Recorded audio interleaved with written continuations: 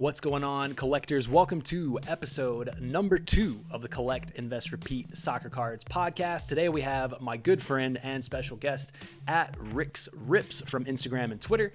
We're going to get into soccer cards, NFTs, so rare, and even a little bit of F1. So without further ado, let's jump right into the conversation.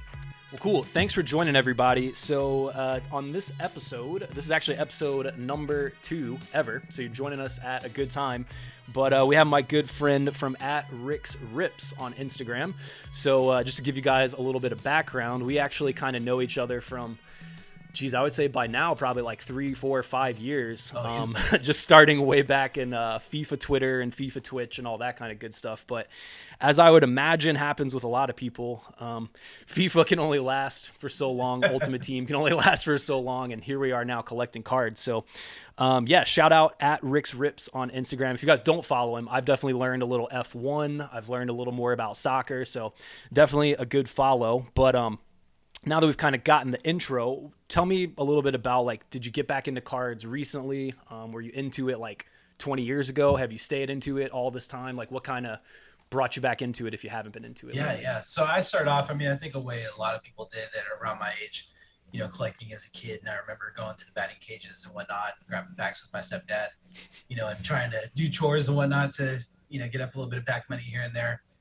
I've come back to it like probably 2 or 3 times, and it's the market is just so inconsistent. When you don't have a lot of extra money to play with, like, it's really hard to get into that. You just, you want these really nice, cool things, and it's just the opportunity's not there a lot of times. So I think, what happened, how I got reintroduced to it was I was at Walmart probably, the end of 2019, and saw some Pokemon packs sitting there. And I was thinking, my daughters, at the time I had a 4-year-old and a just over a 1-year-old. And I was thinking, I bet they'd really like this. Like, they're all excited about Detective Pikachu. And yeah, I remember Pokemon cards from when they first came out way back when. Grabbed a couple packs, and I remember coming home and my wife was like, "You spent $20 on packs?" And I'm like, "Yeah." But anyways, the girls went nuts about it. So I started doing some research on, where this whole industry was, and stumbled upon Phil Hughes' YouTube, who, if you go to Phil's polls, he's a former pitcher for the Yankees. And I actually knew about him when he first started collecting way back in like the Beckett message board days, long ago. Right on. And I was like, started going through Phil's videos, and, he's got all these baseball packs and everything. And the fire was just lit again. And I'm like, I got to get back into this somehow. Went to an FC Dallas. The stadium's probably about 20 minutes away from me. They have a little like pro shop at the end of the stadium, and they had a couple packs in there too. And, I was buying some outfits, I think, for the women's national team game that we were going to go to. And they threw in like a handful of cards. I still have one of them, like a Cameron Carter Vickers, like Donruss Optic Hollow. And I was like, soccer cards. I didn't even know these were a thing. For real. And as I started getting more and more cards in my collection, I realized I like Ultimate Team a lot. And I do not, wish that they, see any sort of failure in the future. But I realized it's not the game I like about Ultimate Team. It's the opening the packs, the collecting, the building the teams and all that. And once this came back into my life, it was like that filled, that urge to open packs and everything, and having something that I can, move around and collect and show my kids, and, really make some extra money on the side too. It's kind of opened up all kinds of doors for me that I didn't even know were there. And I just happened to hit it at the right time too, where everything kind of went to the moon. Did some real strong research, and my job during the day is revenue management and, supply and demand, and basically trying to maximize your profit. And it's like, this is calling for me right now. And really just kind of jumped in head first and didn't know what I was doing. And you learn by, kind of default sometimes, but there's just so many resources out there, so many good people putting out fantastic content these days.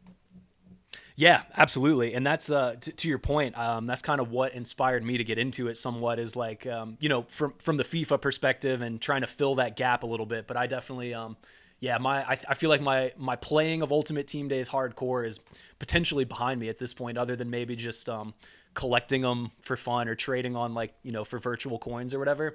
I feel like that's kind of the point I'm at. I don't know. I'm just curious. Where do you think you're at regarding, you going to be grinding Ultimate Team? You going to trade a little bit for fun, or are you just kind of at the point of like, just kind of don't really care about FIFA. I mean, maybe my answer might be different next weekend, but as it sits right now, That's true for everybody. yeah, That's yeah. true for everybody. I mean, I think like what I saw last year was I hit it hard the first like 2 months, and then eventually Black Friday rolls around. That's such a big promotion, and everything. And I just like, man, I've pulled 3 icons this year, and I hadn't had any for the previous 3 years, and it still just wasn't there for me. I didn't want to scroll Reddit and Twitter about Ultimate Team. I'm interested in cards. That's what's taking up my extra time right now. So, and I think you see that a lot too. There's a lot of big streamers that are starting to get into cards as well. Just all these guys as well. And so often I'll get a message on Twitter where people are like, "Hey, I used to spend $100 every month on Ultimate Team, and now I'm out buying Chronicles packs, and I got this cool card. I thought you'd want to see it." And like that kind of stuff from people I've never even met is just awesome. Like that's how you grow this specific sector of the hobby, I believe. Yeah, definitely. And just to piggyback on that a little more, not to keep, I guess, downplaying FIFA or whatever, but I do think the community at large of FIFA Ultimate Team is a way more aggressive or toxic maybe compared to like the collecting community at large. Seems to be like they want to help people. You see it shows they're giving kids free cards. So I mean, just even from like a mental well-being state of mind, like the grind of like, it's like you got like a second part-time job or nearly like a full-time job if you don't want to spend money on it and you want to be competitive, so I think all those points I do think that's going to push people in the direction of collecting maybe so rare, which we'll get into in a little bit later, but maybe so rare stuff or physical stuff, or maybe an autographed Ronaldo poster. That's a good $100 instead of what is that one, like what 400K packs or something for $100 or something crazy like that. Like that's just, when you put that in perspective, it's nuts. And I'm sure, I'm sure a lot of people that are listening may not know exactly what we're talking about, but a lot of people probably know the exact feelings. So, but yeah, kind of moving back into just the footballing space a little bit more.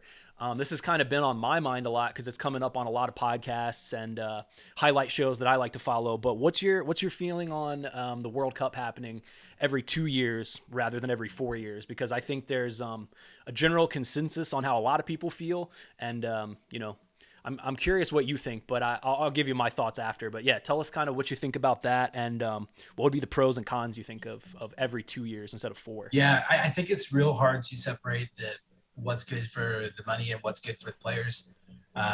But to me, I look back at what happened over the last, beginning of 2021 and all that, with a player like Pedri who played 78 games last season. And we're going to ask that guy to do a World Cup every 2 years instead of every 4 years. And then what does that do to Euros? Is Euros in that gap year? Then, Champions League and then domestic cups and domestic leagues and all that. I just don't see how this is anything other than a cash grab, in my personal opinion. I mean, I would have to imagine a lot of the players are just sitting there like, come on, man, you got to be kidding me. I just don't see how that's sustainable. Like I would rather be able to watch somebody like Ronaldo or Messi that are, at just these incredible levels for 10, 15 years rather than watching somebody that gets burnt because there's literally nowhere for them to rest and enjoy and enjoy their life outside of football. It's really hard to separate the person from the profession sometimes, but I think we have to do that's not all about money in the end. There has to be opportunities like with this whole debacle with the Super League earlier this year where we stand up and say more money, but that's not what's best for the players. That's not what's best for the fans. I think there's a lot of people that really feel strongly about that. It does open up a lot of doors, especially in countries that, could really use that injection of cash, but there's got to be a better way we can figure out how to navigate these seas, surely. Yeah, no, and I agree completely. And to answer your question about the Euros, I mean, I would imagine if that falls in the gap year, even if that is the case, like I really would have to think the quality of it's going to be so much less. Because to your point, if Pedri's playing 78 games, maybe gets like 2 or 3 weeks of full holiday in a year, like that sounds insane. I mean, even for a person working a 9 to 5, I would hope they get more than a couple weeks, just for a standard like desk job. But I can only imagine that running 10, 15 kilometers a few times a week times 70 plus games, like that just sounds insane. And I mean, I would think the product, if it really is about money from their end, or the higher ups or the elites in the sport, whatever you want to call it, if it is about money, I would think dilution of how incredible it is, the Messis, the Ronaldos. How are you going to get another Messi if they're all just run into the ground? Yeah, absolutely. And you think about too, like, do you want it to become like the Olympics, where eventually it's going to happen where there's the B teams playing in one of these tournaments, and Right. the Olympics, like, there was some fantastic talent on the field. Nobody was watching it because it wasn't Neymar leading Brazil out there. It was Antony. It's there's got to be some trade-off. Maybe that opens up some doors, but I can't help but feel like where that's big money for UEFA, that's maybe not big money for the Olympics, or there's trade-off somewhere. I'm just not sure that that's what's best for the game. Yeah, no, and I agree. And like, I almost think with like the way, so Europe obviously has the Euros, but CONCACAF sort of has, I mean, Gold Cup and what CONCACAF Nations League is just, I feel like they're just two kind of okay tournaments, but it would almost be better if there was just one massive, something in CONCACAF, or maybe just if there were going to add in more things, maybe just one more additional option within the confederations or something like that. But yeah, I just feel that, to all your points that you said, I agree 100%. I haven't heard, other than the people that announced this, I don't think I've heard a pundit come out in favor of it yet. So I would have to think that's the majority opinion. I could be wrong, but it seems like that's like the Super League, but even times 100 about how much people are against it. Maybe other than the brass in FIFA or the very small nations for the money, which I get it from their perspective in a way, because like not to pick on, this randomly came to my head, not to pick on the Moldovas of the world or wherever, but like, it's just, even if they're in it every 2 years, and even if it expands to however many teams, it's just, I think the specialness of it's just kind of gone at that point. Yeah, no doubt. Now, I would love to give, the powers that be the benefit of the doubt, but I think that we've seen, even in the selection process for which countries are going to host the World Cup, like, integrity is not always at the top of the list. So no. Very good point. Well, so moving on from that, and I think that's a lot of people are in agreement with that. And if anyone disagrees, I'm happy to hear out their opinions on why. So if you guys are listening to this on YouTube, obviously leave us a comment. I'd like to hear the opposite side, but I haven't heard too many people come out in favor of that. So getting back towards international teams, I'm pretty interested in who's going to be the future number 9 for the U.S., which there's some obvious answers. There's like some low-key answers. And then also, just to tee this up a little bit, relative to the market, I've seen the prices of Pepi cards exceeding what like an expensive Messi or Ronaldo is. Now, I'm not like... I think I'm between novice and intermediate in the soccer market. I'm not going to call myself an expert yet, because I'm within maybe a year to year and a half of studying. I think I got a ways to go to be an expert. But with that being said, I got to say, from my opinion, a Pepi being 4x of what a good Messi card is, like, there's just no way that's sustainable unless he has a hat trick in almost every World Cup qualifier or something. I mean, what are your thoughts on that? So, Pepi's prices first off, and then if not him, who's maybe the number 9 that might carry the USA? Yeah, no doubt. To be totally upfront about it, like, I live so close to FC Dallas. I've known about Ricardo Pepi since he was playing for North Texas SC, like, busting in, hat tricks and everything there. So the Pepi train is the thing that's been going for quite a while here in North Texas. That being said, I do think context is important. So, and trust me, the most experienced people in, like, even, some of the soccer chats that we have going on Twitter on the side are like just railing on this. I get it. There is nobody hotter in U.S. soccer right now than Ricardo Pepi. And there is some legitimacy to that, right? We've been asking for a number, for a striker since Clint Dempsey was done. Josie Altidore just hasn't been the guy, really, and everybody else kind of since then, it's been a revolving door for the most part. I saw flashes of Daryl DK being really good over the summer, and he did really well in the championship last year. And there's some other guys too. I think, talk about P. Fox Sabachu, who I think sealed the game against Manchester United the other day. Yep. What a way to go out. But right, as far as it relates to the hobby, you have to understand that Ricardo Pepi has very, very few cards out there. He's only been featured in 3 sets so far. There was a Bowman on-demand product that came out in the fall last year, which surprisingly was offered on the Topps website for $10 a pack, and like hardly anybody bought them. I'm an MLS fan. I am like totally tuned into that stuff, and somehow I just missed the opportunity to buy that. So you have a base print run, I believe, is less than 1,000 cards. So his regular standard base Bowman rookie from last year, the true rookie, is less than 1,000 cards at its total print run. Wow. On top Yeah, of I mean that, that compared to modern, just sorry to interrupt, oh but yeah, yeah, no, compared to modern, that's wild because usually there's 1,000 times 5 or 10 or 15 different no variations at a doubt. minimum. Yeah. Yeah. And he had there's some parallels too. There's like a, to 150, 75, all that stuff working its way down. Mm-hmm. To compound that, the MLS groups on Facebook and Twitter and everything hit that purchase hard. There's a lot of MLS fans out there that are holding the vast majority of those cards, and they're not selling or they're not interested in opening them.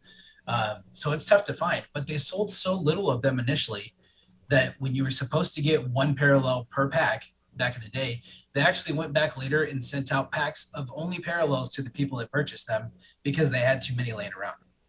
Jeez, Yeah. I see. I would not have known that. That's already so the Bowman Avenue, I would not have known, and also that I would not have known. That's crazy. Yeah. But since you're literally plugged into North Texas, like that's pretty wild that you got that much of an inside track on it. Yeah, and that's crazy. There was a lot of people that, like I said, is mostly the MLS diehards that were in on it. And it totally passed me by, and I felt like that was right up my alley in the prime of me really getting into soccer stuff too. So that product's loaded, man. I mean, you got from the Dallas side, you got Jesus Ferreira, you have Ricardo Pepi.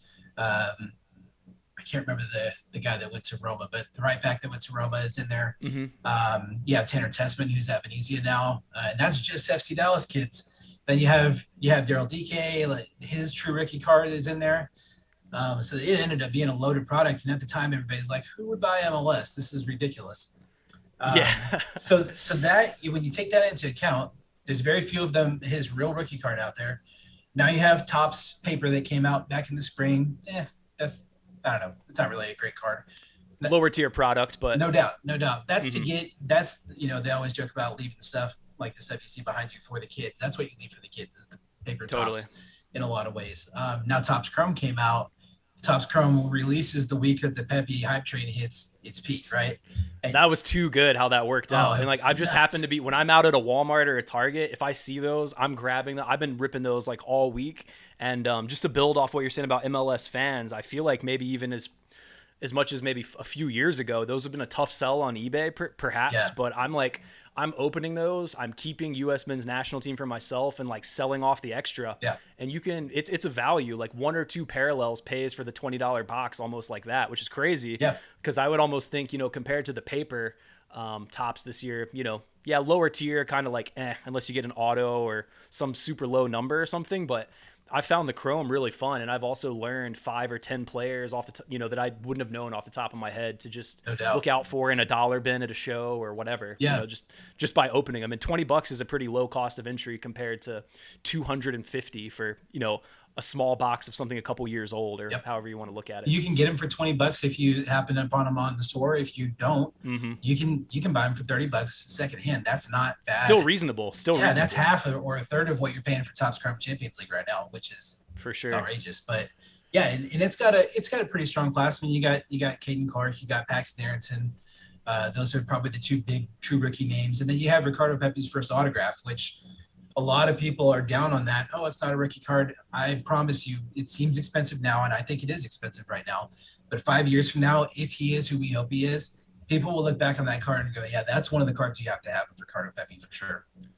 True. And to your point, I mean, yeah, like I get people's, I guess, skepticism on modern because I have it too. I mean, my bigger purchases have been a little more like, I don't know, 90s to more early 2000s of late, just me personally. But I do see the value in that. Yeah, if he does pop off, I mean, yeah, that's going to be crazy, especially if there's only 1,000 of them. And if maybe it's, say, 200 MLS hardcores have all of them, maybe they all have 5 apiece and they have them all. So, no, to your point, I could see that that's like true scarcity as opposed to imagined scarcity, if you want to call it that. Yeah. But no, that makes sense. I'm with you on that. The Pepi Super made waves because yesterday that sold for like 15,500.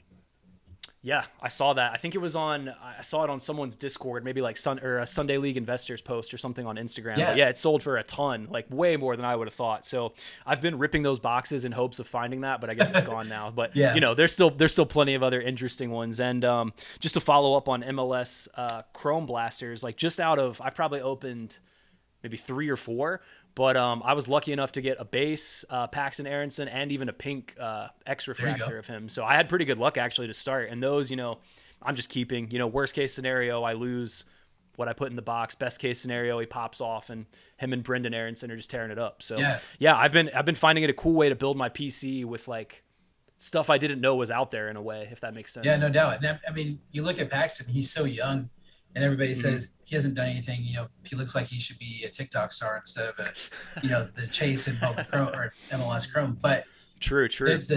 I mean, people said similar things about his brother 2 years ago, and his brother's cards are really hard to get. So, you know, I think that's a sign of maturity in the soccer market and even the American soccer market, that people are starting to prospect and they're not waiting for these guys to blossom and become sure things to go all in on them. Is it a good buying tactic? Is it smart financially? No, probably not. But we look more now like the other, like baseball, like basketball, like football, than we did a year ago or 2 years, definitely 2 years ago. For sure. And that's a sign of maturity in this hobby. Yeah, no, absolutely. So I guess while we're still kind of in line with MLS, the other thing I wanted to kind of touch on was just what are some other than Paxton Aronson, other than some of the bigger names, what do you think people should look out for out of a random MLS Chrome Blaster? Say you get one for $20, you don't really know the players, maybe you don't have time to sit there and look up everyone right away as you open the packs. Like what's a few names at least people could have kind of at the top of their head, and I'll throw a few at you as well after. Yeah, and you know, if we're going for the guys that are pretty established, that I think that people don't realize they have good value, people like Joseph Martinez, people like Carlos Vela, like these guys have huge followings, and you know, sometimes, especially if you're a U.S. men's national team fan, you forget how crazy the Mexico fan base is. Like they totally will go to war for their guys. And they are this week because Ricardo Pepi has stolen some of that shine. So, but I mean, you know, the Chicharito, Vela, like those are big time cards. You still have cards of Gianluca Busio, who's, you know, headed to Venezia, but he's still in this product. Right. And it's going to get real confusing when he gets his first Panini product for CIR and it says rookie card. And everybody's like, wait, he's in Bowman 2 years ago. He's in Chrome this year. What do you mean rookie card? But that's just, you know, another growing pains of the soccer market. So I think those established stars, especially low numbered stuff, has really good selling power. And the average guy at a card show is not going to be trying to figure out what this Carlos Vela, it's 25 sells for. He's going to put it out for $5 and hope to get rid of it. No, totally. And some other names that I'll throw out there. He just scored a winning goal. Rui Diaz from Seattle. Oh, yeah. If you saw that, I think it was against Santos from Liga MX. I think that's who they were playing. Not 100% sure, but he scored like a 90-something plus minute stoppage time winner.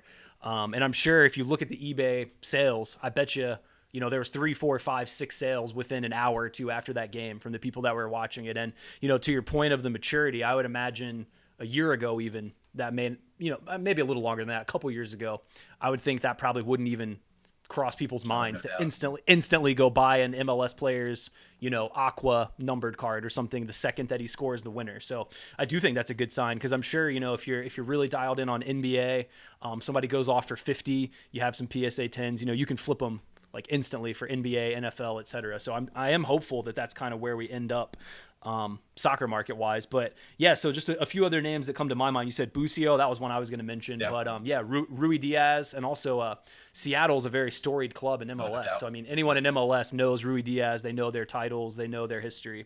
But a couple more that I was just looking through eBay solds that gave me some ideas. Diego Rossi from Uruguay. He's still fairly young. Like I think this would only be his 2.5 to like third season card, because his rookie's from, I want to say 2018, like Stadium Club or something. Because I have one. I just happened to pick up scouring eBay for like super cheap graded cards, and I got a 9 for, you know, whatever cheap a couple years ago, and I've just held on to it. But he came to mind. And then another one I saw was Julian Carranza. I think he's an Argentinian as well. Okay. I just saw him popping up a little bit in the solds. But yeah, let's move on a little bit from MLS, because I think that gives everybody a pretty good insight. And I just learned quite a bit from that. So I didn't realize, like, not only were you that plugged into MLS, but like right in the heart of the Pepi, hype. Man, that's he's sick. A big deal here. That's what's up. That's awesome. But yeah, so moving just kind of back into like the market and the hobby and all that, I'm asking this for both others' education, but myself. I've done pretty well just in general, buying stuff on eBay, flipping it on eBay, buying stuff at shows, flipping it on eBay, whatever. What's your approach to moving stuff on Instagram, if you don't mind me asking, just in terms of like How do you know somebody's not going to rip you off? What do you consider a good enough reputation to trust somebody? And again, I'm asking that for other people's education and myself, because I'd like to move into doing that a little bit, but I've been a little, I guess, just weary of trusting a random no picture person that I don't have their phone number. I'm like, Sure. yeah, I hope they pay me. And then at the same time, without, eBay or, StockX or whatever protections or ComC, it's like people are hoping you just send them the card right after. No doubt, so what's your approach to that? Because I just need I kind of need some education myself on how to do that. Yeah, I think there's levels to it. I mean, I've had experiences that have been great and ones that, I felt like people try to take advantage of me. So I would say one thing is, if you have anything of significant value, get it graded. Whether that's, shooting it over to SGC for a $35, 1 month turnaround. The fact that highly reduces, but doesn't eliminate the chance of the item is not described return through eBay or through, even through PayPal, just get it graded. Like I would say if it's over $1,000, spend the $30, wait a month, get it graded. So you're safe. And you also have that not serial number, but certificate number on the card, so that if something was to go wrong, you could potentially track that down. That's a big one. Also, getting things graded opens up a lot of avenues that you don't have with ungraded cards. Using my slabs for sales. That's where I sold my Jamal Musiala a couple weeks ago for a ridiculous amount of money. Yeah. And the process was fantastic. Like they take care of everything. You pay for shipping, you upload your tracking. It's good. That's all there is to that's it. Sick. Well, so that being said, would you maybe suggest that over Instagram? Because I've just been mostly like an eBay stan almost to a certain point, and I'm trying to branch out a little bit, but I like having a narrow lane of focus so I don't lose track of where I'm at, I guess. So I'm not checking like 10 different websites sold every day or something like that. I just use my slabs. I use eBay a lot though. I use eBay a lot. I won't sell anything, or I should say I won't buy anything that's not done through PayPal with goods and services. Gotcha. Okay, that was one of my questions is, how do you specify that? So yeah, you have to tell them right up front, and you'll know because when the request for payment comes through, it'll say that it's PayPal goods and services as opposed to family and friends. Sure. Family and friends should be reserved for family, and I'm not talking about internet friends. I'm talking about like people you can find if you need to. Somebody whose house you can go to if they jack your card. Exactly. Yeah. Okay. Makes sense. Other rules of thumb, man. Ask for invoices if you're buying something. Have them send you an invoice that specifically details what the card is. The basically any sort of information you might want to have on there. That really protects you from a buyer perspective. You can go straight to PayPal and say, hey, I never got this. You can see the tracking wasn't uploaded. Big time purchases, if you're buying something that's expensive, record the opening of the product. So you can say, hey, here's this package I bought from Drew. I'm opening it right here. Keep it on camera the whole time. That way, if they were to not put it in there and just ship you an empty box or something, you can prove it right away. No, smart. That's great. Yeah, that's great. On the selling side, you got to be careful on the selling side too. People will get you, like I've been getting eBay alerts left and right for suspicious bidders and whatnot, and that's kind of scary, especially when you're dealing with $1,000+ cards. But the biggest thing with that is insure. If it's worth it, insure it. Pay the extra $2-3 or even the extra $50 if it's a big card. Definitely. To get it insured, and make sure that you do not ship to something other than the address they have on file. If somebody messages you on eBay and asks for you to send to a different address, or it got returned and they want you to resend it, or hey, this is my eBay address, but I need you to send it somewhere else, don't do it. Cancel the transaction, because what they'll do is they'll say they didn't get it. eBay goes back and looks and says you didn't even send it to the address they asked you to send it to. So what's the purpose of that? Screenshotting on Instagram or anything that eBay doesn't have access to, they won't even look at it, because there's a chance it could be edited or forged or whatever along those lines. Yeah, I know what you mean. Yeah, you just gotta, the terms and conditions are out there to protect both you and the buyer, or you and the seller if you're on the other side. You gotta use those to your advantage, but play by the rules. Like, I know everybody wants to go around different ways because the tax man's going to come calling and all that, but at the end of the day, if you got to pay a little bit of taxes to make sure you're not going to get screwed, most likely, like, that's totally worth it.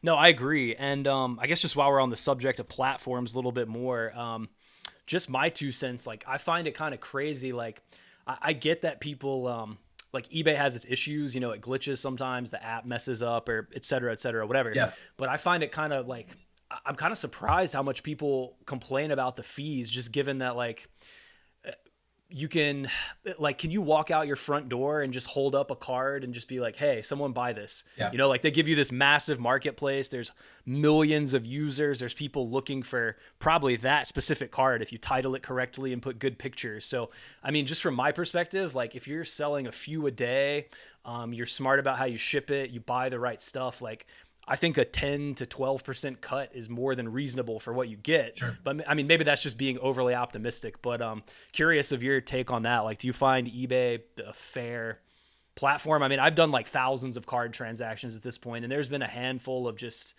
you know, assholes, but that's going to happen no matter what. Yeah, but other than that, like I've had pretty good experience. Like I don't find the fees to be that overwhelming. It's just a lot of the posts are super negative and people are like, oh my God, Feebay and then, you know, whatever. I'm just curious. What's your thoughts on that? Like, do you find it reasonable?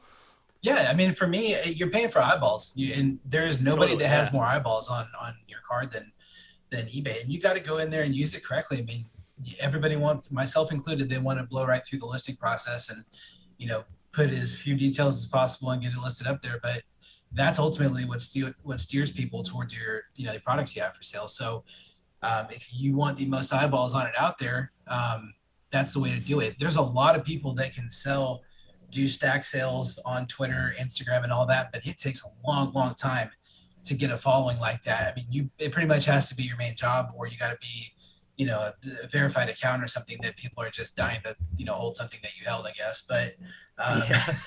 but you know, there's a lot of different ways to it. But eBay is without a doubt, you know, the best way to get eyeballs on it. I like to multi-list things, so I'll put a big thing on eBay and then also put it on MySlabs, for example, because when I'm searching for stuff, I find a good graded card on eBay. I'm going to MySlabs to see if they have it, knowing that I'm not going to have to pay sales tax if I buy it through MySlabs. And it is also a lesser seller's fee for them, so I can negotiate a little bit, you know, more strongly with them. But I know a lot of people do a list. So whenever I see when I'm going to look for it, I assume other buyers have the same behavior. So they see my card listed up and they're like, oh, I bet this guy has it on MySlabs too. Let me go take a peek. And it just kind of helps everybody all around. But yeah, as far as exposure goes, I mean, you get your first big card and list it up and you got, you know, 150 people watching it. It's like, geez, there's no way you get this anywhere else. No doubt about that.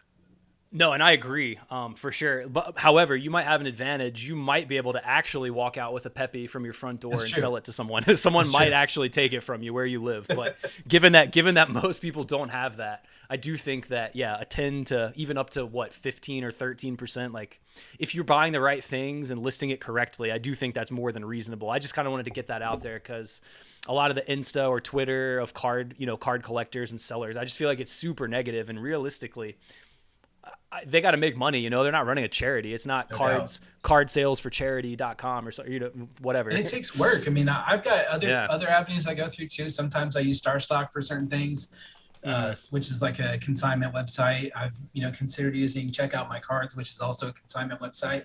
And I have a guy on Twitter that I send, you know, pretty much any parallel or insert or autograph that's not, and this is kind of a weird way to say it, but I don't feel like it's worth my time to list it up on there. I would rather send it to him and give him half the money so that I don't have to deal with it. And I just send him, for sure, you know, logs of 500 cards and he takes care of it, cashes me out little by little, and I don't have to deal with it. I love that. No, that's great. For sure. So, yeah, while we're still kind of sticking with platforms and marketplaces, we'll get back into the football talk in a second, but thinking about just getting into other platforms. So moving away from even the physical a little bit. Yep. And I'll be honest, I'm a bit of a novice in this realm, but what's your thoughts on SoRare, or I wouldn't even say similar platforms. Let's just focus on SoRare. Yeah. So I'm curious what your thoughts are. I've seen a few posts, I think, from your Twitter and Insta about NFTs a little bit. Yeah. So you might be, I would imagine you're for sure more knowledgeable than me, but just what's your thoughts on SoRare? And just to give everybody a real quick synopsis. I mean, the easiest way to describe it that I've heard is like, sort of like FIFA Ultimate Team, yep. Sort of like Fantasy Premier League put together. It's just you're doing the Ultimate Team aspect and you're using real money like Ultimate Team, but you're not playing the games with your thumbs. You're playing fantasy football. Yep. So I think that's a quick synopsis. But what do you think about that? Has it got a future? Does it have legs? Is it a fad? Yeah. What's your I mean, I think there's a lot of variables in play. I'm far from an expert on SoRare. I think my first introduction to NFTs, like a lot of collectors, was NBA Top Shot. And I think I threw $20 in that and walked away with like $1,500. So, hey, that's nobody will hate on you for that. Yeah. So I was really excited about that. When I heard rumblings about, there's a soccer one coming, and like Castro reached out to me and was like, hey, have you heard of SoRare? And I'm like, I don't really know about all that. I don't know. So I do have a team on there, and I fill out a lineup each week. I think the main part that gets me right now is, if you thought Ultimate Team was pay to win, imagine if you had to pay to win, but you had no chance of getting a good card. You just get what you pay for it. You can only buy from the market or win, that one like common card that you get each week. It truly is, you can have somebody like Gary Vaynerchuk that comes in there and buys the 1/1 boosted Joao Pedro, and like, okay, so that card is amazing. I can never get that card. It's impossible for me to get that. So I don't know. I could see, it depends on how far out they can expand this. When it was just a few teams, super frustrating, right? Because there's only so many good players. You have to hope for, a magical night by somebody that you've never heard of. But they're constantly adding new players and new teams and new leagues to their, their pool, really. I know that they have some MLS teams on there. There's teams coming and going. But if they can become the dominant force in that, I don't see why anybody that's playing Fantasy Premier League wouldn't be attracted to that also. And, wouldn't want to get in there and, think, hey, this guy from, that plays for PSV or something like that, Amsterdam, like, I know all about that guy, and I think he's going to be really good. I think he could put up more points than, the Neymar card from this week or whatever. You do really have to know soccer. You do really have to know international football too. Like, you can't just really wing it on there if you want to be serious about it and kind of grind your way to some prizes and everything. So, maybe the Football Manager type person is a little bit more attracted to that, but from somebody who starts with a, low budget. I remember the days where, I'd be saving up my $100 until Team of the Year and all that. And like, that's my one chance to spend money, on cards and all that. Cause it can get out of hand quick. We both know how fast. Oh yeah. No, I for sure. Yeah. So we'll see. I mean, I'm very interested to see how they develop it. I think the user interface could be better. It's a little bit bare right now, and it just feels, I don't know, a little elementary at the beginning, but who am I to judge? Man, I can't build a website. I can barely set up the stream like we're supposed to do today. But I want things that, play music and, all this kind of stuff. Like, you had that experience with Top Shot and, Ultimate Team. You get that feeling of, remember when the logo used to pop up on the bottom and you're like, oh yeah, here it comes. Oh yeah. I want to have that feeling. And right now you just get what you can afford. And for some people, that's not enough to stay engaged. Yeah. I mean, I agree with all that. I think that's all spot on. What I like too is that I think I don't want to say the wrong name of the tier, but they've kind of brought the barrier of entry down a little bit. Is it called? I want to say limited is the name of the rarity. That might not be correct, but it's like it's a yellow tier. Yeah. So there's the reds and blues and the grays that are more like the commons. But so they've added this, which I think is out of 1,000 for the limited. And again, that might not be the exact right name, but these newer cards have been to the point to where you can buy a defender for maybe $50 or $20 instead of 500. Nice. So I like that they're lowering the barrier of entry. And like you, I have I'm assuming you have a free team still, but I just have a free team of decent players. Like I ended up getting a Fabinho, a Goretzka, a Neuer, but they're all common. So they're, their uses are limited, but I still will like throw the lineup together to get the percentage for training. Yeah. Because another cool thing is, once you get that card, you own that NFT, you get points until they retire. So however long Neuer's goalkeeping, that's my goalie, at least for my common goalie. So that's pretty cool. Yeah. And I like that the barrier of entry is coming down, but I don't know if they've addressed this, but just the fact there's no app, I can't believe that. And again, to your point, like I have no freaking clue how to make an app, but I would imagine if they can afford a license for La Liga, which they just got all of La Liga. So that's a promising sign. But if you can afford a full La Liga license, like I would think an app has got to be top of their list, or maybe they've mentioned that in their communication somewhere, but I think an app would go a long way. And then obviously the number one huge target is just all of Premier League. I think if they get if they got full, and they already have Liverpool, and they might have another team or two from the Premier League. But as soon as you have the Premier League, as soon as you can use all those players, all those teams, like I think there's no way it doesn't blow up after that. Yeah, So yeah, no what doubt do you about think about that? If Premier League gets in, you feel pretty confident it could that. Oh yeah, have a lot I of mean, legs left behind it. Premier League's got to be their number one target, right? But Yeah, I would imagine the price is just outrageous. insane. I'm sure. You have to think somebody down the line here is going to come and try and snatch up that company and turn it into something else. I mean, that's just how, the market we live in now. Who knows? It could be EA for all we know that, comes down and Fair. flexes Fanatic. their muscles. Yeah, Fanatics. Never know. Yeah. But Fanatics I'll too. be very interested. I mean, I think that we know that the gambling aspect of it and that NFT side of collectability and being able to create money out of nowhere is amazing. I'm just Who's not into that? I mean, that sounds crazy, yeah, I know. but so interesting. Yeah. Yeah, and I'm just dipping my toes into it. And, the stuff I've been exposed to the last 2 or 3 weeks, I'm like, I cannot believe this is real life. My wife's like, what do you mean somebody wants to buy this cartoon for $6,000? I don't understand. I'm like, I don't understand either, but I'm selling it. So yeah, we're awake. This is not a dream. Yeah. Like, it's crazy. It's It's weird, but I know, seriously, I'm coming to some of those realizations myself right now. So it's a weird but good time. Like there's so much external craziness out there, but like within the market of the hobby, cards, NFTs, there's just like so many levels and layers that I didn't even know existed. It's wild. No doubt. But yeah, I think that kind of sums it up pretty well. And being that I don't want to speak too much on it, being that I'm admittedly a noob on the topic. So Sure. I'm hoping the next time I have you back on, we'll both have like a few hundred of ETH built up. We'll just be rolling in it. We'll have an insane squad. We'll have a crazy gallery. Maybe that's like in a few months or something. But Sounds good. so yeah, moving back from NFTs to more physical. One other thing I wanted to ask you about, and this is a little bit selfish, I'll be honest. I'm going to be heading to a show at a mall that's like 2 minutes away, and I'm not even going to shout out where it is yet. It's this weekend, but I want to see how it is first before I tell everybody where I'm going, because I want to see what's up with the show first. But I'm going to be hitting a show. Obviously, soccer is my absolute number one. I'm going to probably be the only person there wearing a soccer jersey because I'm in Virginia, so there's only so many soccer fans even here. But what am I looking for? If I happen to walk up somewhere, I pick through the soccer, I find what I like.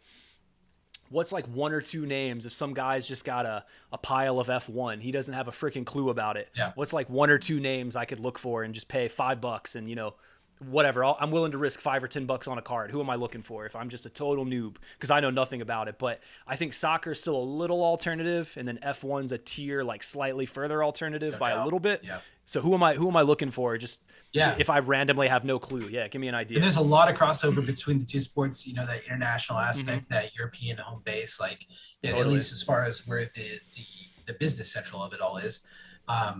There's a ton of crossover. Like, and I'm taking notes. Like I'm literally writing this down. So I'm ready to learn about. I mean, you got to put it in tiers, and people will argue about this all day long about who's collectible and who's the best and what. Yeah. There's no doubt about it. The most expensive F1 card is Lewis Hamilton right now. That is. And see that's the one I might know just because I follow enough people on social media or whatever. So I got that one, and maybe like one more if it hits my top of my head. Max That's about it. the other one you're thinking. There we go. Yeah. So they're in a title race right now. I mean, Lewis is on the downside of his career. I think he's like my age, in mid-30s, and Max is young. I think he's 23 years old, and he's a hot shot. He's a hot head, and he's aggressive.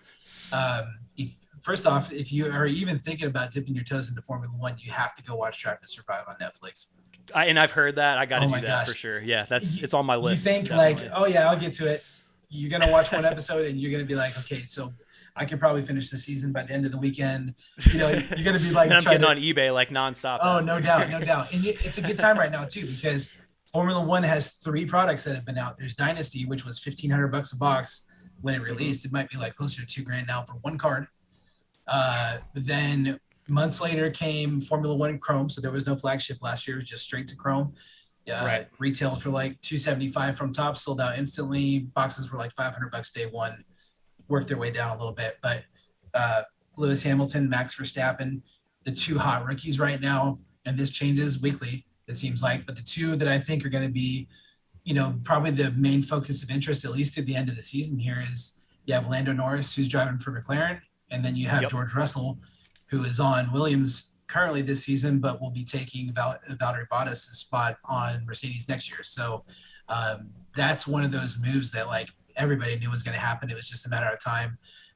George is like the chosen one in a lot of ways. People think he's Mr. Saturday in F2 previously, just dominated that sport. And he is, this Bottas has just been warming the seat for him for a while now. So, and now it's time to make that move. Those are the 4 big names, no doubt. Sweet. The market has just gone absolutely insane the last couple months, where you see a lot of opportunities that, since it was done specifically through Topps, a lot of baseball, these baseball veterans who've been collecting baseball for 20, 30 years had access to Formula One Sapphire through Montgomery Club. And these guys are like, Yep. I've never heard about this, but the rule of Montgomery Club is if you're in that club and something gets offered to you, you buy it. So there's, these guys that have never even heard of Lewis Hamilton, who transcends the sport. And, right. They have his card, and it's $1,200 card sitting there. So those are the 4 those are the 4 you're looking for right now. I could talk all day about this, but that's the big ones. Yeah. And then coming out in the next 2 weeks here is going to be 2021 Topps F1. Just the flagship though, it's going to be a paper product, and then Chrome comes out in December. So I think we're going to see a lot of what we saw with Topps Chrome Champions League this year, where people are going to walk into Target looking for, optic basketball, and Formula One Topps is going to be sitting there. They're going to say, I just want to open something. I'll buy it. I've never heard of these guys, but I'll buy it.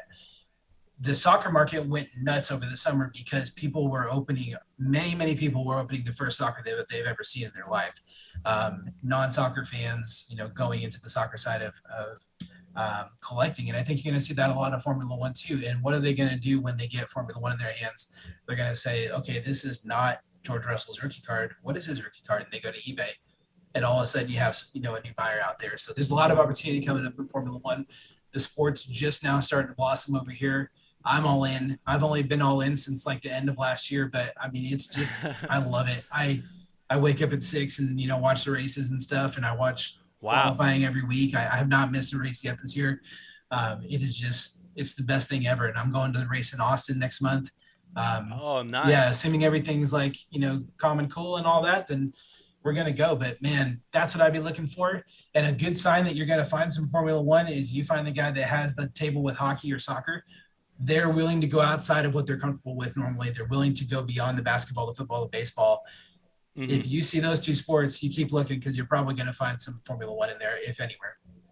All right. So from that advice, all right, here's my promise to you. Okay. If I hit that show this week, if I find at least a few of those, I'm sending one your way. I'll hook you up. Hook you up. And also we'll get one. If I find a good enough one, just something crazy, we'll get it on Play of the Week. So you heard it here first. We'll go Play of the Week F1, and I got one I'll send your way on the house for the advice, because I appreciate it. Yeah, man. I tell everybody this too, especially the people I've really connected with in the hobby. Like, you can shoot me a message on Instagram or whatever. If people I've had a long-standing relationship with, like I'm on top of it. I'll give you my advice. Like I said, Castro and all that. Like he'll text me every once in a while and be like, I'm at the shop. What do I get? Like, this and this. And, I really, it's not a burden at the moment. No, definitely. I have time to answer these messages. And I really like, especially in the times that we're in right now, where you don't get that in-person interaction. Like, it's a lot of fun talking to people that, you've only met online before. Yeah. And I also think it's to a degree, it's like whatever you put out there is what you're going to get back. So if you're helping people out, if you're throwing out some good energy, like, people hook you up, people hit you up with their cars that they don't want, like that's, like I said, going back to all the way where we started, like I think about the hours I put into FIFA Ultimate Team and the community, which I met a lot of cool people, but man, the overall vibe is just so much more like negative, and I just feel so much happier, and I just have such a better frame of mind, just grinding cards, staring at eBay, trading with people, haggling, whatever. Like, it's just, it's such a more positive experience. When September comes along and or let's say, you're looking at next May and Champions League comes along, Topps doesn't come away and take all your cards from last year like EA does. It's. Could you imagine? You have to send them all back. You have to just mail them back after the year's over. You're done. They're just useless. There's a reason that this is speaking to people like you, that Ultimate Team was just such a big part of their life, and having up until like a year ago. I've almost like stopped cold turkey. I don't even look at it. Like, it's gone for me at least. Yeah, and it's crazy. It's still like, it's like that for me too. And I'm playing weekend league with Ultimate Team, and I'm getting mad. And like, my kids are walking by the TV, and I'm like, stop, go away. if I have a bad, box, I mean, shoot, I can open up a $500 box of Inception and I get Eric Laporte autograph. I don't want to slam my controller through the ground. I'm just like, oh man, I'll make that money up somewhere else. Better right? luck next time. Yeah, it doesn't. Yeah. It's just a calming thing, and knowing that there's opportunity no matter what. And if I'm having a rough day, on the card scene or anything, I can go, like you said, go to the card show and make a play and dig through dollar boxes and totally. Pay $20 for a $180 card or whatever. Like, you can't do that without an ultimate team. You're sitting there pressing refresh and trying to snipe something. It's not the same. It's just not the same. No, you're right. I'm gonna have to rename this to just like the anti FIFA podcast or something. No, we love the game. I mean, hey, I'm not here right now if it's not for that. Like, same, dude. No, exactly. I don't think I'd even have like half the interest I have in football. It's just that got me like a good entry point, and then from there, like I just kind of branched into all this other stuff. Yeah. Between Twitch, YouTube, collecting, like everything. I remember the 2014, World Cup coming up, and in 2013, I told myself, I was like, I saw the MLS finals, the MLS Cup the year before, and it was I want to say Kansas City at Real Salt Lake, and it's like snowing and shootout to win the game and penalties and everything to win the championship. And I'm like, this is incredible. How have I like mocked this sport for most of my life? Yeah, and me too. No, me too. I played golf, basketball, baseball. That's like all I played growing up. I didn't even get into footy until I was like in college. Yeah, basically. Same thing here.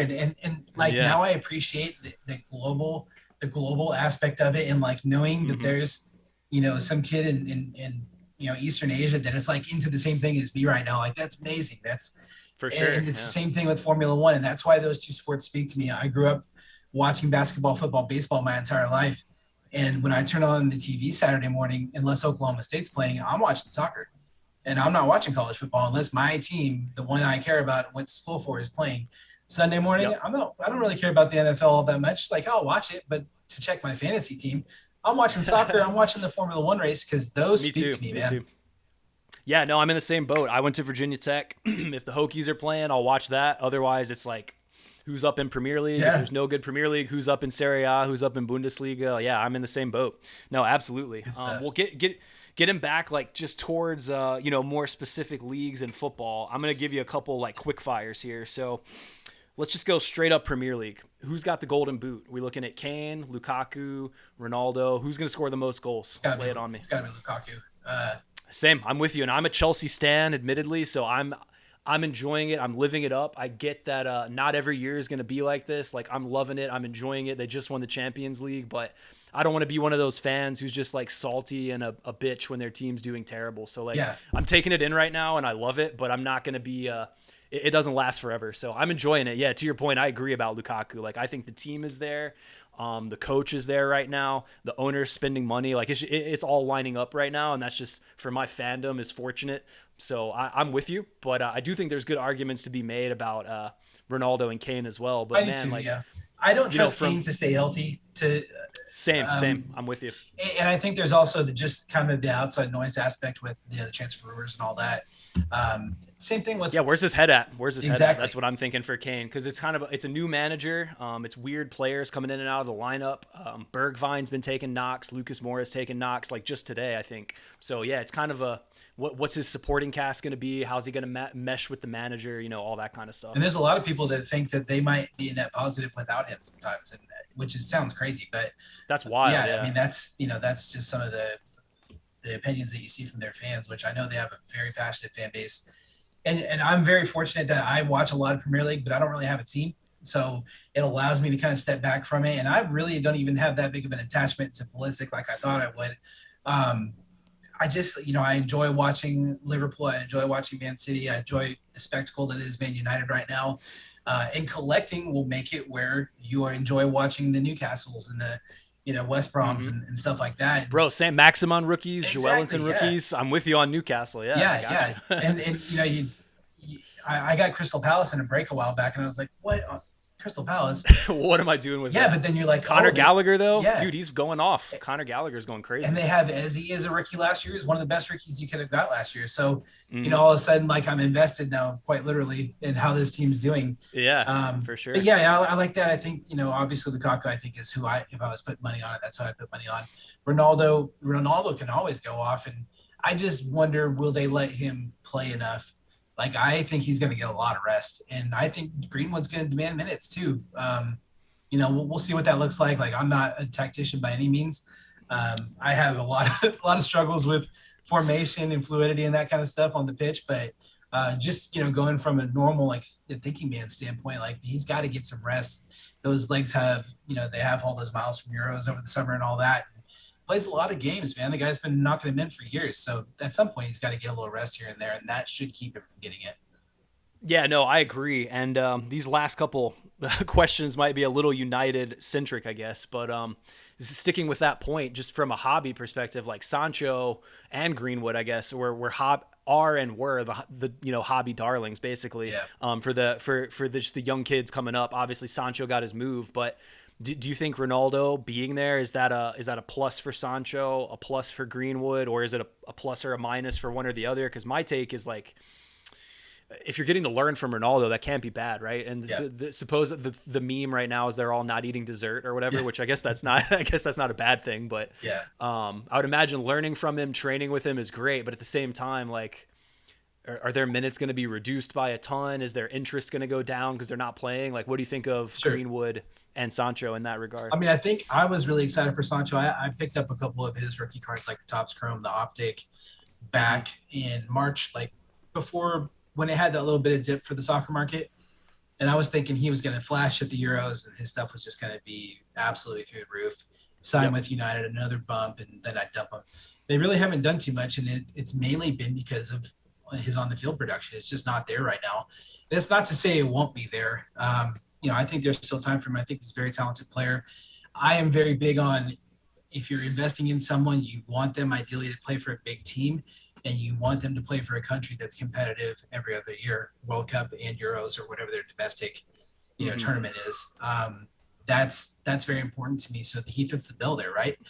Same thing so it's just a matter of time with him. Like he was the hottest name in the hobby last year, just playing for a hobby darling and BVB and all that. And now he's on the biggest stage. There's just a lot of eyes on him right now. And I think people can't help but think that he's been a failure so far. And it's way too early to say that. If I could go snag a couple like low numbered parallels of Optic Sancho, I'd be all over that.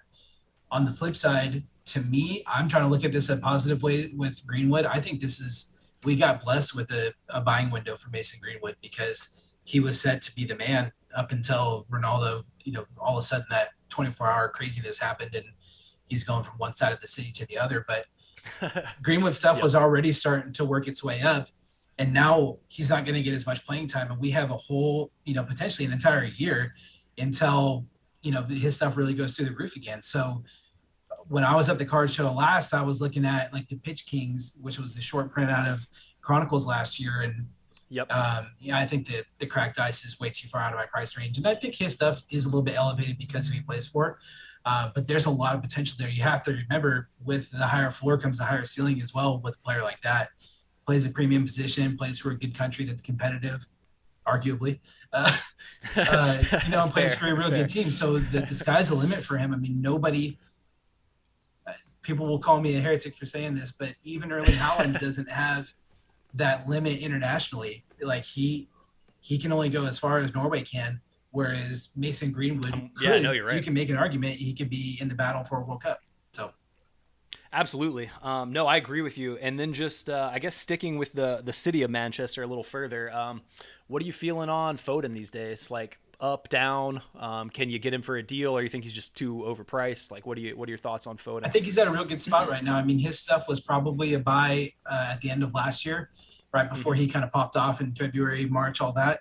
I had a lot of Foden stuff that I got for $10-$20, press proofs from Donruss 2018, which, if you're new to the hobby, to me, Donruss 2018-2019 soccer is like an iconic set. Dude, that's one of my next, if I spend a little, to a middle to upper tier thing, that's probably what I'm buying next for a box. I got my eyes on that. I mean, the rookie class, we can go on and on about the rookie class, but it's crazy. Yeah, it's nuts. He's in it. Nuts. I got real lucky and hit, I do breaks with a guy called Football Bulls on Instagram, and I hit Man City in like 2 back-to-back breaks. So I had like 6 or 8 Phil Foden rookie cards ranging all over the place. None of them were crazy expensive, but they all ended up being, $100 cards. And that adds up quickly. I like where he's at. Now, I was very nervous because up until maybe springtime, the hobby didn't have a lot of respect for players that weren't strictly attacking players. They weren't knocking in goals. Like, you look back at like maybe Kevin De Bruyne or Luka Modric, like their cards aren't worth all that much,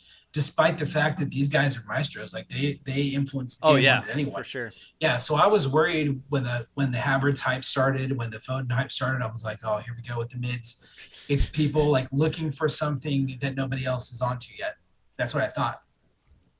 Now I'm starting to think that maybe we're pulling people into the hobby that are soccer fans and not card collectors.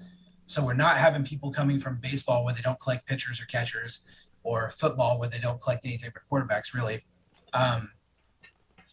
No, I like the thought for sure. That makes sense. So, you're starting to see like, and all of a sudden it's even magnified even more. So last year you had, kind of this delayed burst with Havertz and Foden. And then all of a sudden this year you have, who are the hottest names in this rookie class that's just now ending right now? Jude Bellingham. He's banging in goals all over the place. And the guy was supposed to be like a box-to-box midfielder, and he's outstanding. And then you have, Camavinga. Like Camavinga, everybody says, oh, he's the next Paul Pogba. Pogba's not really out there banging in goals all the time, which is the antithesis of what people have told you is important in the hobby. But people are going nuts over him going to Madrid. I like it. It gives you more. There's more opportunity there. If you have, I want to be able to pull a Ramos card and say, this guy's the best defender in the world, depending on who you ask. This card's worth something. Not, this is number 25 Ramos and nobody collects defenders.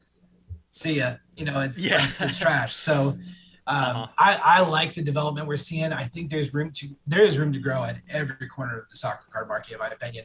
Like you see a lot of back and forth about baseball, football, basketball, these ebbs and flows. It's not like that. There's no off season in soccer really. So, and we're building up to this, what I think is going to be like the crescendo for us is when the World Cup is here. There's so much opportunity. So I would say buy players that you love, but buy players that you love that if you looked at it from a business perspective, they have some upside. So that if things come up in life, you buy Phil Foden because you love Phil Foden, but it makes sense. He has all the ingredients to be a star. If something happens in my life and I got to cash out on my Phil Foden collection, I didn't make a bad decision and collect, Kepa or somebody like that. There's just no chance to cash out on that guy. That one hurts. Yeah. That one hurts. Sorry. No, but you're right. And just touching on Chelsea just a little bit more, going back to what we said before, I can feel how people might be like down on Sancho, but I think back to like, I guess there's two kind of diverging paths. Picture how Kai has come through after a year from Bundesliga. Picture how Timo's come through after a year from Bundesliga. Sure. So I think it's, I would say Bundesliga's up there, but Premier League still got to be a step up in terms of pressing, work rate, running, the defenders, most of the stuff, and the goalkeepers you're against. So I almost would think if Sancho just ends up scoring, 5-7 goals this year and barely plays, like maybe he's a buy because it might take a year to even come close to just readjusting, and he might not be getting the minutes. So and thinking back to Havertz, he had COVID.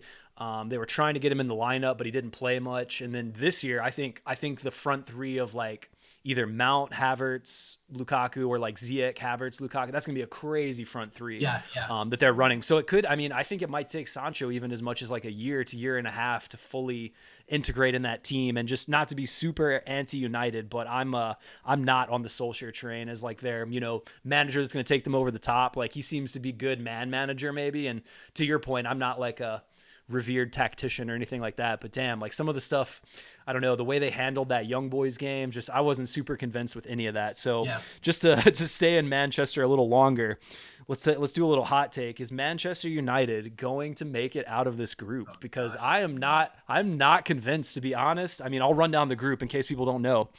It's Man United, Atalanta, Young Boys, and Villarreal. Now, if you know Villarreal or Atalanta, like they don't mess around in Europe. They're both decent in Europe. They both do great in Europa, and sometimes they go like semi-deep in Champions League. So those guys you cannot take lightly.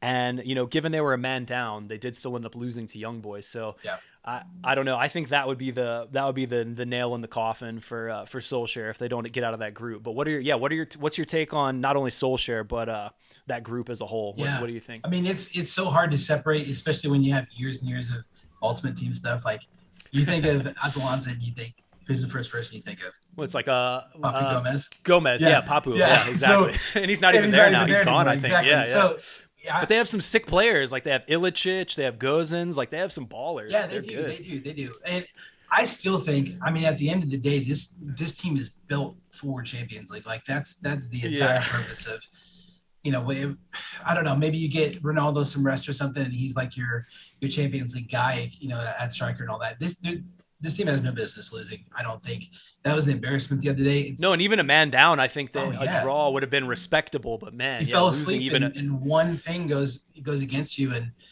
all of a sudden you have the third striker for the USA just ending it for you. It's crazy. I mean, I would love to believe that he's just going to lead them to glory, but that shouldn't be happening, right? I mean, this is the biggest club in the world, the greatest football team in all the world, and and all that stuff. So I was looking at the schedule. So they do snake, right? They start off with young boys, right? They go up, and then they play the same team twice and work their way back. I have to believe there's 3 wins in there somewhere. And then that's enough to get them through, I'd have to think. So yeah, I'd imagine the other guys are going to draw each other or, just beat each other up to a degree. But yeah. I mean, if things work out in a certain way, if people are unfit at the wrong time, if somebody gets a knock before those games, like, I don't know. I could see them getting through, but I am skeptical, I'll admit. And I think that would not only kind of knock Solskjaer maybe just completely out of the job. He might get sacked off that alone because thinking back to last year's Champions League, not good. Thinking back to last year's Europa, not good. Like it just their record in Europe under him is abysmal if you look at it. Not to make, I'm not the most anti-United person because there are people I like to watch on United, sure. But yeah, I feel that I don't know. I think they got to get – I'm trying to think what coach they would even bring in, but I think they need like a Poch or like a Conte-level manager to take them to the next tier. And I think they have more of a man manager, like the Glazers get along with him. He's a good – he says the right stuff enough of the time. Yeah. That's my take on it. What's it, just manager specific? Like, do you think he's the one to take them to a title or not so much? I mean, I don't know. I don't think he's a rock star, but he's not terrible. I'm not saying I hate him, but I think there's better options. Yeah. But you're comparing him to one of the greatest coaching minds of all time too, in their history. Fair. I think there's a lot of, storied teams that have the same issue. Like you can even take back to the Los Angeles Lakers, even Dallas Cowboys to some extent, if you agree that they're a historic team, is you get these larger than life figures and you constantly compare your coach to that guy. Ultimately, I should be able to go coach Man United to a Champions League group win. Yeah, play 4-2-3-1 or 4-1-2-1-2. Boom. Yeah. That's it. I'll be out there like, cover center, not wings or whatever. Exactly. FIFA tactics or whatever. You got your tactics. Yeah, draw it on the whiteboard. You guys got put it. The guys out there, you're done. Exactly. And it's important. Weird as this sounds, it is important for the hobby for Manchester United to be good. Like I agree. No, that's a good take. I mean, because they're just so relevant, and the fact that one of the 2 biggest players in the world is there. So no, you're right. You kind of have to pull for them from a hobby perspective. That's a good point. Yep. I agree. Well, cool, man. I think that should about wrap us up. What else do you want to touch on though? Like any other NFT ideas, any other Champions League thoughts, any other leagues? Like what else is on your mind? Anything? No, man. I just, one thing I'm constantly thinking about is just, I always talk about there's so much opportunity in this space. And I really do think it's important. And that's why I'm so thrilled that you're, moving forward with this kind of content, is because I think that the growth of the soccer hobby depends on bringing people from outside of collecting into soccer cards. You start to see that more and more with the shifts and just the way that people are collecting, and it's important that we get product over there in the UK and everything. You're starting to see that, like today Panini dropped Score Premier League, which is probably not a great product, but kids in the UK, it gives them something, it gives them something to get wet their beak at least. And honestly, one play for everybody that's listening all the way through to an hour and 8 minutes. If you guys made it all the way to the end, I will say Score 92 93, the Serie A stuff, dude, it is nice. And I bought most of the cheap stuff that used to be on eBay. There might be some more listed, but I bought like packs and boxes of that. Dude, you open those, you got like Hullet, Batistuta, Maldini, Baresi. I mean, that's just a few. Like that checklist is nuts. So like Score as a, where it ranks in tiers is kind of low, but like the old school Score, it's kind of cool actually. Like there's Rijkaard, I'm thinking of other players, Zola. Like there is a long list of icons in Score 92. So if anybody's looking for older stuff to open that's sort of like off the beaten path, that's actually a pretty cool thing to open. And it used to be like a whole box of like 24 packs was maybe $20 to $30. It's probably double that now, but I mean, that's still fairly reasonable given, the state of everything. So just a low key play if anybody's looking for the slightly cheaper stuff to rip open. Yeah. But yeah, dude, this has been great. That was even over an hour. I think that covered what I was hoping to and even more. So if you guys, if you guys are watching on YouTube, please drop a sub, please drop a like. And also, I'm sure there's a few things you disagreed with. So definitely drop a comment. I'm happy to interact.